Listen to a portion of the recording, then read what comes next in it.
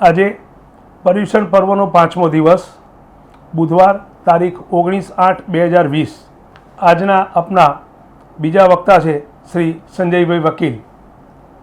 હું અજય દોશી ધર્મજાગૃતિ કેન્દ્ર વતી આપ સૌનું હાર્દિક સ્વાગત કરું છું. સંજયભાઈના પ્રવચન પહેલાં એમનો ટૂંકમાં પરિચય જાણી લઈએ. ઉત્તર ગુજરાતના પાટણમાં જન્મેલા ડૉક્ટર સંજયભાઈ વકીલ 29 વર્ષથી શૈક્ષણિક કાર્ય કરી રહેલ છે. અગાઉ સીયુસા આર્ટ્સ કોલેજના પ્રિન્સિપાલ તથા છેલ્લા 6 વર્ષથી HA કોલેજ અમદાવાદના પ્રિન્સિપાલ તરીકે સેવાઓ આપી રહેલ છે. શિક્ષણને સાર્થક કરવા તેમણે પણ BA, MA, LLB, PhD જેવી ઉચ્ચ ડિગ્રીઓ પ્રાપ્ત કરેલ છે. વર્ષો સુધી ગુજરાત યુનિવર્સિટીના FY, SY, TYના પેપર સેટર, ચેરમેન, મોડરેટર વગેરે તરીકે ખૂબ જ સારી કામગીરી તેમણે સંભાળેલ છે. તેમના હાથ નીચે વિદ્યાર્થીઓએ MA, MPhil અને PhDનું જ્ઞાન પણ મેળવેલ છે. ઘણી બધી યુનિવર્સિટીઓ સાથે જોડાયેલા છે. ઘણા બધા સેમિનારો તેમણે કરેલા છે. એસોસિએશન ઓફ ઇન્ડિયન કોલેજ પ્રિન્સિપાલના સેક્રેટરી જનરલ તરીકે કાર્યભાર સંભાળે છે. રોટરી ક્લબ પ્રહલાદનગરના અમદાવાદના પ્રમુખ પણ છે. પ્રિન્સિપાલ તરીકે શૈક્ષણિક કાર્યની સાથે સોશિયલ કાર્યો પણ એટલા જ કરે છે. કોઈ પણ કરંટ ચેપ્ટર હોય, ચાહે ટ્રાફિકનો કોઈ મુદ્દો હોય, ચાહે કોરોનામાં ફંડ આપવાનું હોય, ચાહે માર્ક્સનો પ્રચાર કરવાનો હોય કે એવા કોઈપણ કાર્યો હોય, સંજયભાઈ હાજર જ હોય. અવારનવાર તમે જાણીતા છાપાઓમાં તેમના ફોટા સાથે તેમના આવા કાર્યો જોતા જ હશો. આવો આવા સંજયભાઈ વકીલને આજના વિષય ધર્મો અનેક છે અને ધર્મ એક છે એના ઉપર સાંભળીએ. ધર્મ જાગૃતિ કેન્દ્રનો સૌપ્રથમ આભાર માની મારી વાતની શરૂઆત કરું છું. મને આપવામાં આવેલો ટૉપિક જગતમાં ધર્મો અનેક છે પરંતુ ધર્મ એક જ છે.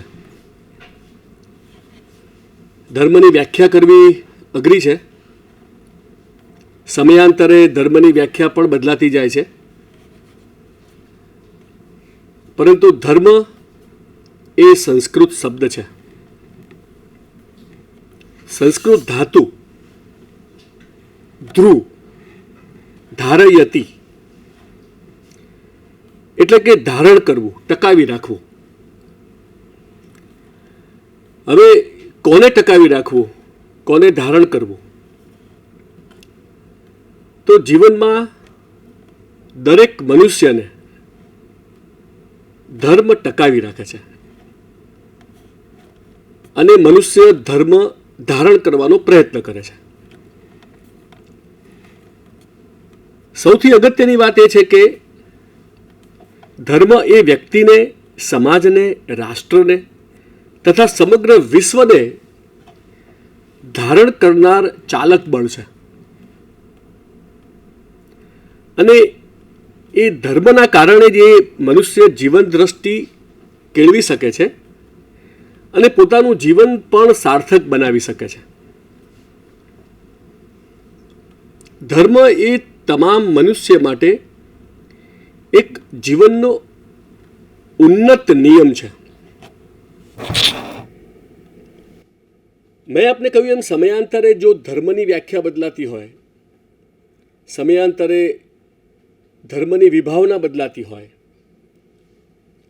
એનું કારણ છે કે દરેક ધર્મ જે તે સમયે બદલાતા સમયની સાથે એ એડજસ્ટ થવા પ્રયત્ન કરે છે.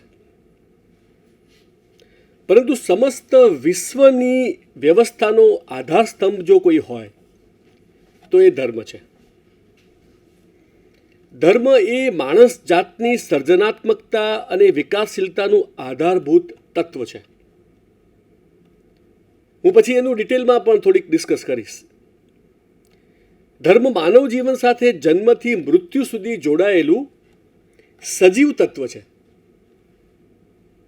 એથી જીવનના દરેક ક્ષેત્રમાં એની અનિવાર્યતા રહેલી છે. ધર્મના આચરણ વિના મનુષ્ય જીવનમાં સ્થાયિત્વ પ્રાપ્ત કરી શકતો નથી. ધર્મ એ મનુષ્યમાં રહેલો સ્થાયી ભાવ છે. એથી જ અન્ય જીવ સૃષ્ટિ કરતા મનુષ્ય અલગ તરી આવે છે. જનરલી 3 વસ્તુઓ એવી છે કે તમામ જીવની અંદર એ રહેલી હોય છે, એ ઊંઘ, ભૂખ અને મૈથુન. તમામ જીવની અંદર આ એક કોમન હોય છે, પરંતુ મનુષ્ય આનાથી પર છે, કારણ કે વિચારશીલ છે. તો આ મનુષ્ય પોતાની રીતે અલગ વિચારી ધર્મનું આચરણ કરવા માટે એને દરેક સમયમાં પ્રયત્ન કર્યો છે. તો આ બધાથી ઉપર ઉઠીને કંઈક વિશેષ પ્રગતિ કરી શક્યો છે, એનું કારણ મેં તમને કહ્યું કે વિચારશીલ છે, અને એનામાં રહેલું ધર્મત્વ પણ એટલો જ ભાગ ભજવે છે. આ એક એવો સદગુણ છે કે જેનાથી વ્યક્તિનું ડેવલપમેન્ટ આંતરિક રીતે થતું હોય છે, જે આપણને દેખાતું નથી. ધર્મ એટલે ટીલા ટપકા, મંત્ર, કંઠી પહેરવી કે દોરા ધાગા નહીં. ધર્મ એટલે જ સત્ય, ધર્મ એટલે જ પ્રામાણિકતા, ધર્મ એટલે જ અહિંસા, ધર્મ એટલે જ શાંતિ, ધર્મ એટલે જ પ્રેમ, કરુણા. આ સદ્ગુણો જગતના દરેક ધર્મે સંબોધ્યા છે, અને મૂળભૂત રીતે જગતના બધા ધર્મોનો સાર તો એ જ છે કે સદભાવપૂર્વક વર્તન કરો, નિષ્કામ સેવાભાવ કેળવો, સત્યનું સેવન કરો, કર્મઠ બનીને નિષ્ઠાપૂર્વક વફાદારી સાથે સદગ્રહસ્થ બનીને જીવન જીવો. આ કોઈ પણ ધર્મનો મૂળભૂત હેતુ આ જ છે. આ સંદેશ દરેક ધર્મનો સાર છે. દરેકની કહેવાની રીત અલગ અલગ હોઈ શકે છે, પરંતુ દરેક ધર્મના તત્વજ્ઞાનના ગૂઢાર્થ મનુષ્યની બુદ્ધિમત્તાને ચકાસે છે. વસ્તુતઃ એક જ ભાવ પ્રગટ કરે છે, સત્યમ વદ ધર્મ ચર. હવે આ ધર્મને અપનાવો કેવી રીતે? ધર્મ એટલે ફરજ પણ થાય છે. ધર્મ એટલે મેં તમને કહ્યું એમ કે it is not concern with only religion. એ ફરજ સાથે સીધું સંકળાયેલું છે. તો એવું કહેવાય છે કે મનુષ્ય પોતાની ઈચ્છાઓ જ્યાં સુધી કાબૂમાં રાખી શકે છે, ડિઝાયર્સ, એનું કારણ છે કે ઈચ્છાઓ એ જ્યારે વધતી જાય છે, મહત્વાકાંક્ષા જ્યારે વધતી જાય છે, ત્યારે મનુષ્ય બેકાબૂ બને છે, અને એ ધર્મમાંથી અધર્મ તરફ ક્યારે જતો રહે છે એની ખબર હોતી નથી. અને જ્યારે એ અધર્મ તરફ જાય છે ત્યારે સામાજિક વ્યવસ્થા તૂટી જાય છે, એને પતનની શરૂઆત થાય છે. રામાયણનો એક દાખલો આપવો મને ગમશે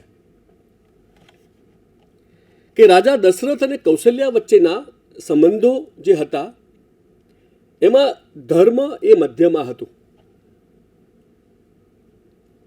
અને એ જ રાજા દશરથ અને કૈકેયી વચ્ચેના સંબંધો હતા એમાં અધર્મ આવે છે. અયોધ્યામાં સૌને ખબર હોય છે કે આવતીકાલે સવારે રાજા રામ એ રાજા બનવા જઈ રહ્યા છે, પરંતુ કૈકેયીએ દશરથ સાથેના જે સંવાદો કર્યા છે એ સંવાદો અધર્મથી ભરેલા હતા,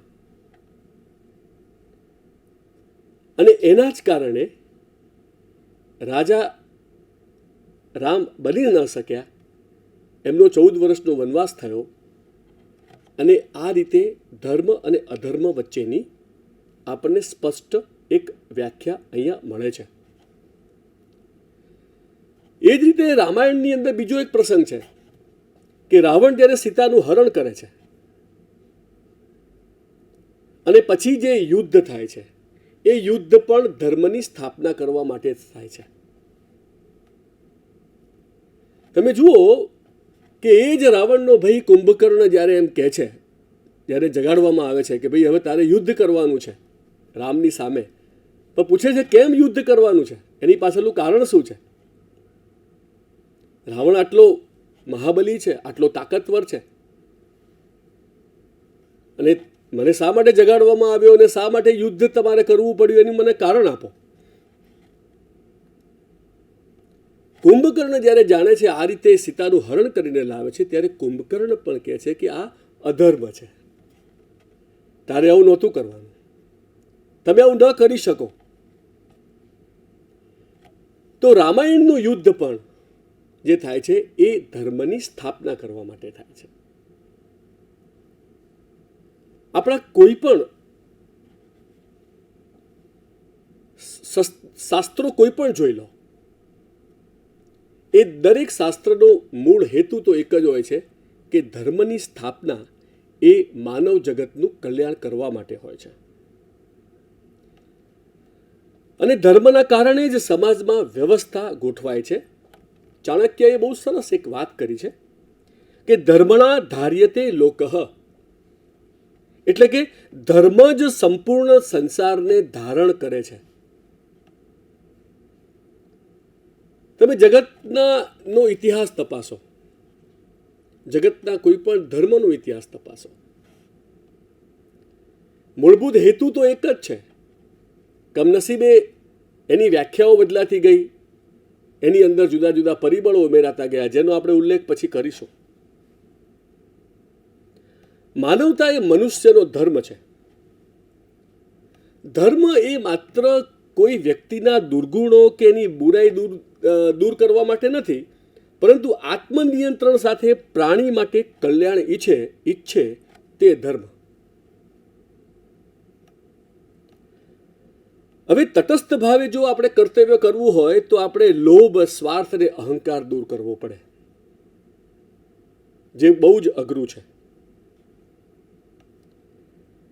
અને એટલા માટે અઘરું છે કે મનુષ્ય એ પોતાનું મન એ કાબૂમાં જો કરી શકે તો એ ધર્મના રસ્તે જઈ શકે,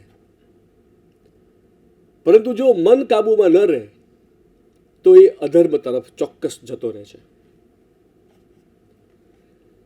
રામાયણની જેમ મહાભારતનો એક પ્રસંગ આપને હું કહેવા માંગુ છું કે જ્યારે દ્રૌપદીના ચીર હણાતા હતા, દુશાસન આ કાર્ય જ્યારે કરી રહ્યો હતો, અને that two in the presence of all 5 Pandavas, ત્યારે દ્રૌપદી ભીષ્મને એક પ્રશ્ન પૂછે છે કે આપનો ધર્મ શું છે? તો ભીષ્મ બહુ, તમે જુઓ, આટલો વિદ્વાન હોવા છતાં ભીષ્મનો જવાબ તમે જુઓ શું હોય છે કે એ કહેવું અત્યંત કઠિન છે. કે જસ્ટ ઇમેજિન, ભીષ્મનો જવાબ આટલો વિદ્વાન હોવા છતાં એ વખતે એવું કહે છે કે આ જવાબ આપવો અત્યંત કઠિન છે. એનું કારણ છે કે ભીષ્મ પોતે પણ સમજતા હોય છે કે આ અધર્મનું કાર્ય થઈ રહ્યું છે, પરંતુ એ પણ મજબૂર હોય છે કોઈને કોઈ પ્રતિજ્ઞાઓથી કે જેનાથી એ પોતાનો મત રજૂ કરી શકતા નથી. જ્યારે કૌરવો એવું નક્કી કરે છે કે પાંડવોને અમારે એક સોયની ટોચ જેટલી પણ જમીન અમારે આપવી નથી, ત્યારે કૃષ્ણ પોતે જાય છે, દુર્યોધનને સમજાવે છે, ધૃતરાષ્ટ્રને સમજાવે છે કે આ યોગ્ય નથી, આ ધર્મની વિરુદ્ધમાં છે, તમે એને 5 ગામ તો એટલીસ્ટ આપો. પણ એનો પણ ના પાડે છે. ત્યારે કૃષ્ણ તો ભગવાન હોય છે, એને તો ખબર હોય છે કે યુદ્ધ થવાનું છે, પરંતુ યુદ્ધ અટકાવવા માટેના સંપૂર્ણ પ્રયત્નો કૃષ્ણએ એટલા માટે કર્યા હતા કે એના પછીનો જે ઇતિહાસ જે લખાવાનો છે એ ઇતિહાસમાં એવું ન થાય કે કૃષ્ણએ યુદ્ધ અટકાવવા પ્રયત્ન નહોતો કર્યો, અથવા તો ધર્મની સ્થાપના કરવા માટે કૃષ્ણએ પ્રયત્ન નહોતો કર્યો, એવું એવું ઇતિહાસમાં ન લખાય એટલા માટે he tried his level best to stop war between Pandavas and કૌરવાસ.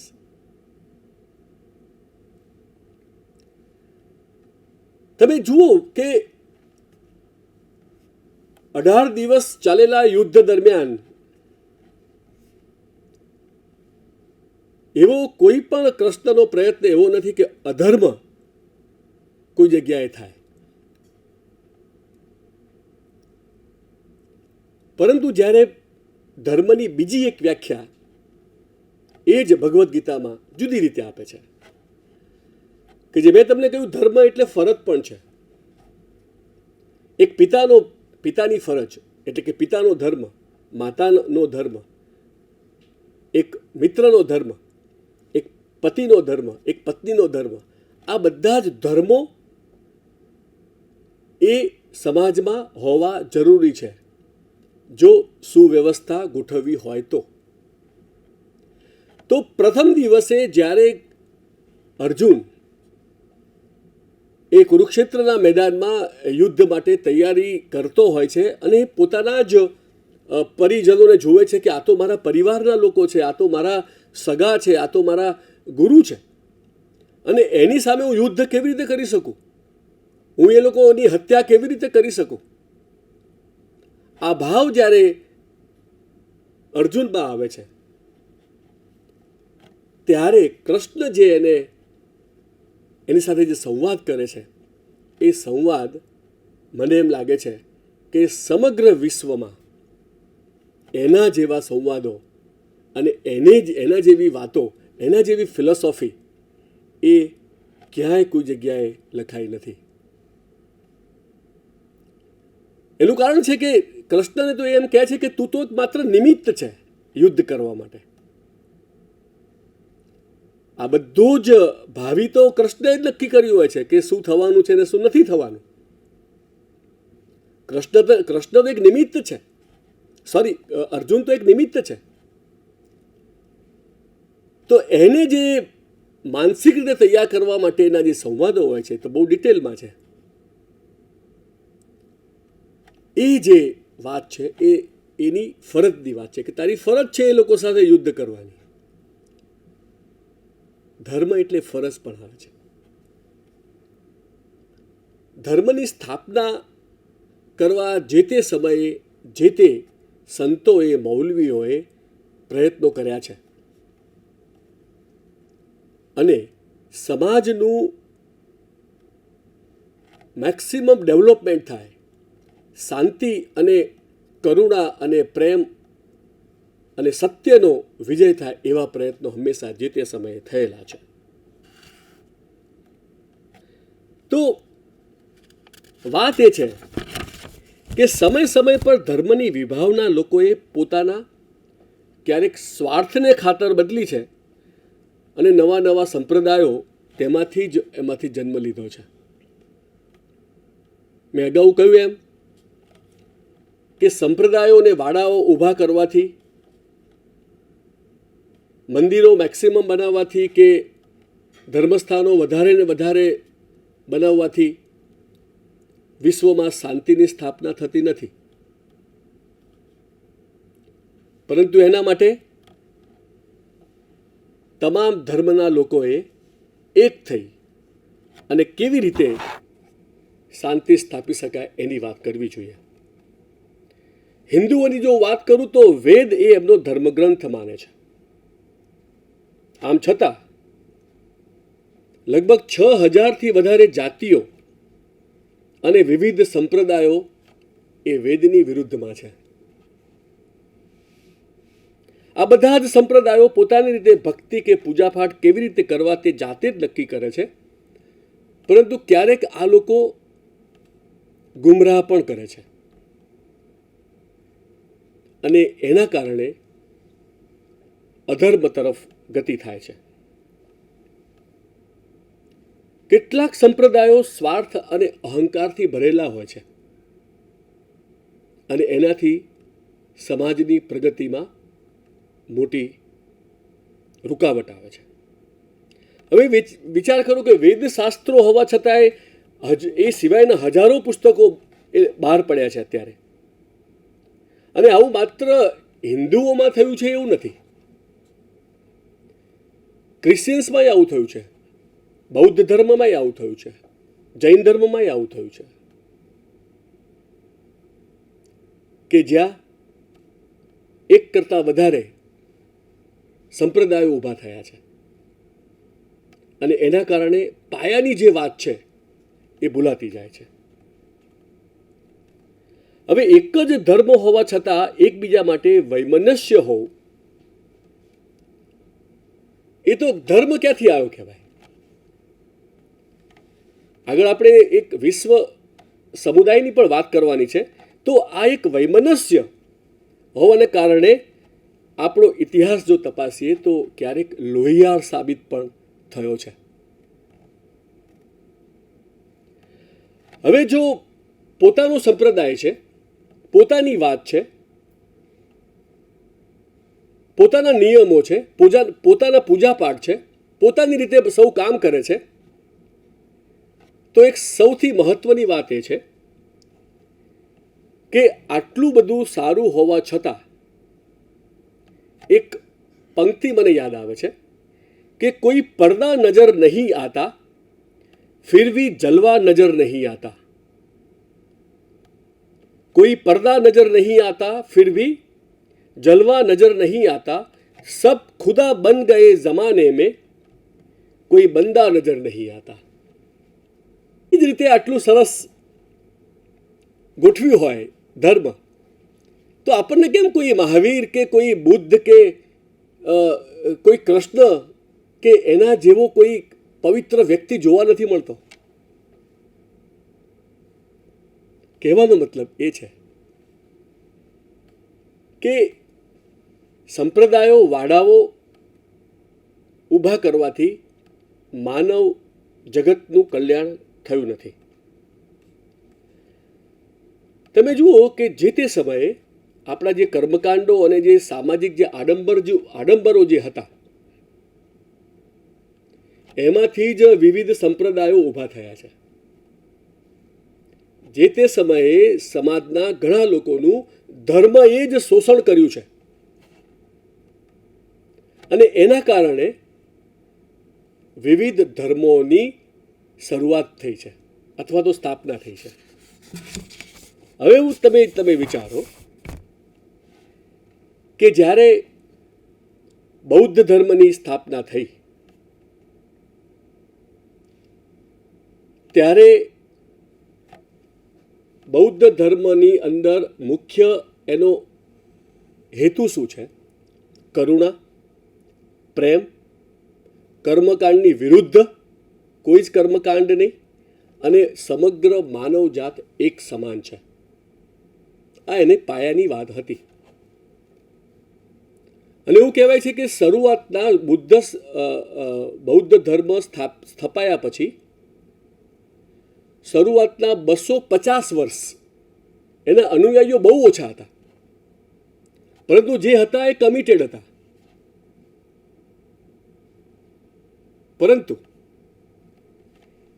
એ ધર્મની અંદર પોલિટિક્સ કેવી રીતે આવ્યું કે મગધના રાજા અશોકે જ્યારે એને સમ્રાટ અશોકે જ્યારે એ આખો ધર્મ અપનાવ્યો ત્યારે એ ધર્મ બિહારમાંથી અનેક દેશોમાં, ચાઇનામાં, થાઈલેન્ડમાં, બર્માની અંદર, મલેશિયામાં અનેક જગ્યાએ આ ધર્મ પહોંચ્યો with the help of politics. એ વાત પણ હું ફરી આગળ કરવાનો છું.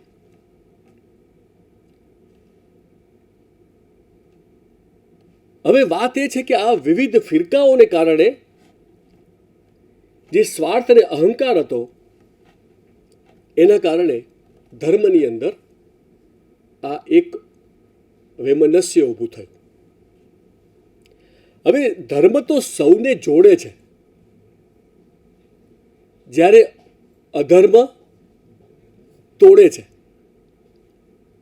ધર્મ સૌને જોડે છે, અધર્મ તોડે છે. પ્રકૃતિમાં દેખાતી બધી જ વસ્તુઓ તમે જુઓ, હવા, પાણી, પ્રકાશ, આ બધું તમે વિશ્વમાં એક જ જેવું જોવા મળે છે. દરેક મનુષ્ય માટે આ સમાન છે. માટે જ વેદમાં આ કહ્યું છે કે યત્રમ વિશ્વમ ભયેત્યક નિડમ. આ યજુર્વેદમાં લખ્યું છે, યત્રમ વિશ્વમ ભવત્યેક નિડમ, એટલે કે માનવ જાતિ માટે સમગ્ર વિશ્વ એનું ઘર છે. પણ તમે જુઓ, ભગવાન કૃષ્ણએ પણ કેટલી સરસ વાત કરી છે. એટલે આવા જ વિચારને સમર્થન આપતી એક વાત કૃષ્ણ ભગવાન કરે છે. અયમ નિજહી પરોવેતી ગણના લઘુ ચેતસામ ઉદાર ચરિતાના તું વસુદેવ કુટુંબકમ. સમગ્ર સંસાર એ આપણો પરિવાર છે. તમે જુઓ કેટલી મોટી વાત છે. જો ખાલી આટલું આપણે સમજીએ, જે આપણા વેદમાં લખ્યું છે, જે કૃષ્ણ ભગવાને કહ્યું છે, તો સમગ્ર વિશ્વની અંદર કોઈ જ પ્રકારની વૈમનસ્યતા રહે નહીં. ગ્રીસનો એક બહુ મહાન પ્રચારક પ્લેટો થઈ ગયો, અને રિપબ્લિક નામનું પુસ્તક લખ્યું છે.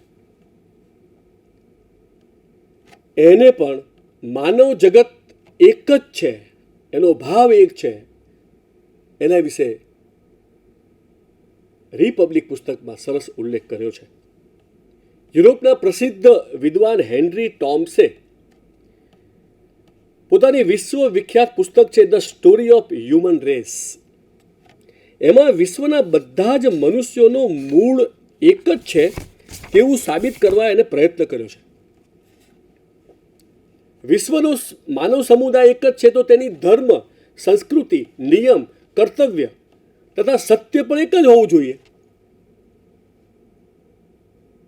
તો પછી શા માટે આટલું વૈમનસ્ય છે? શા માટે એકબીજા પ્રત્યે આટલી નફરત છે?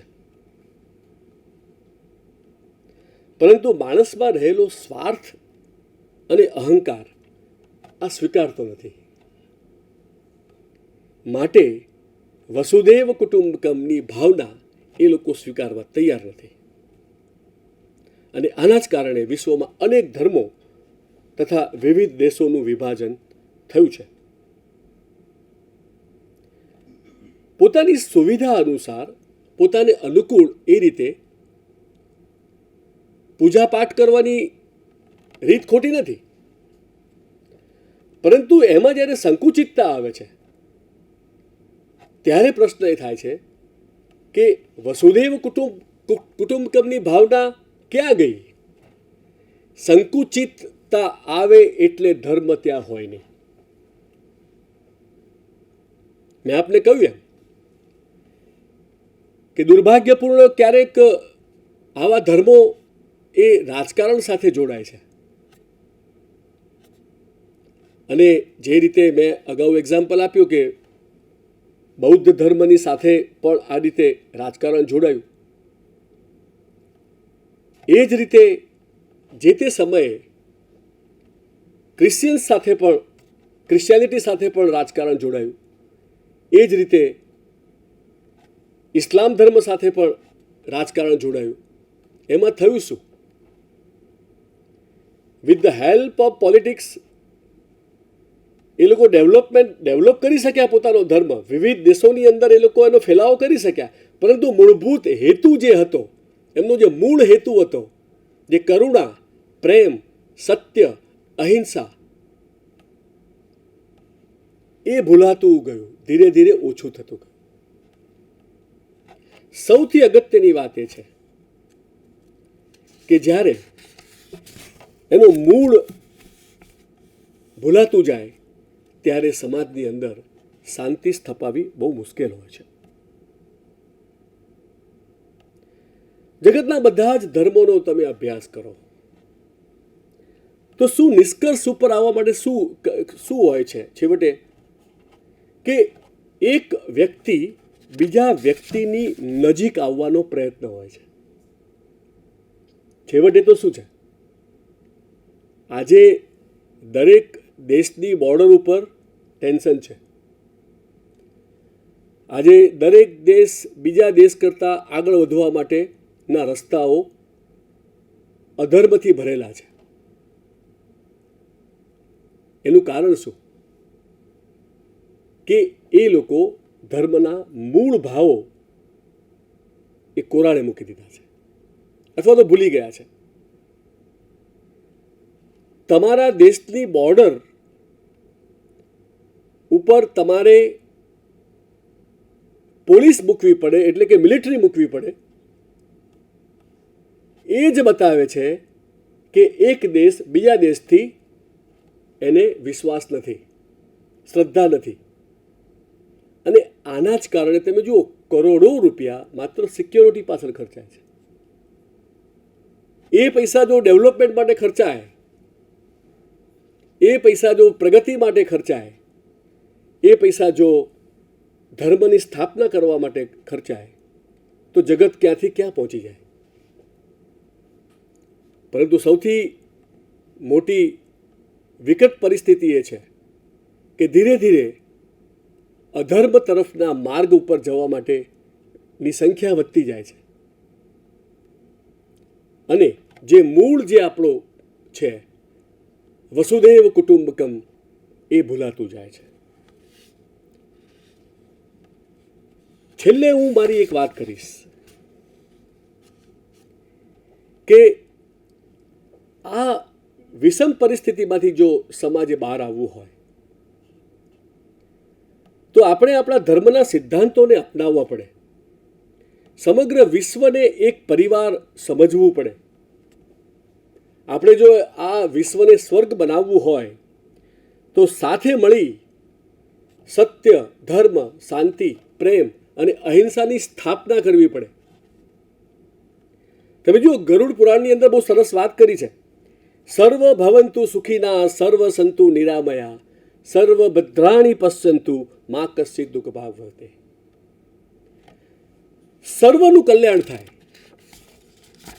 કોઈ આ દુનિયામાં દુઃખી ના હોય, કોઈનું એ શોષણ ન થાય, સૌને ઇક્વલ ઓપોર્ચ્યુનિટી મળે. સમગ્ર વિશ્વ એક સમુદાય તરીકે, વિશ્વ સમુદાય તરીકે એક ભાઈચારાની ભાવના સાથે જો આપણે આ બધા જ મૂલ્યો અપનાવીએ તો સમગ્ર વિશ્વની અંદર વસુધૈવ કુટુંબકમની જે ફિલોસોફી છે એને આપણે ચોક્કસ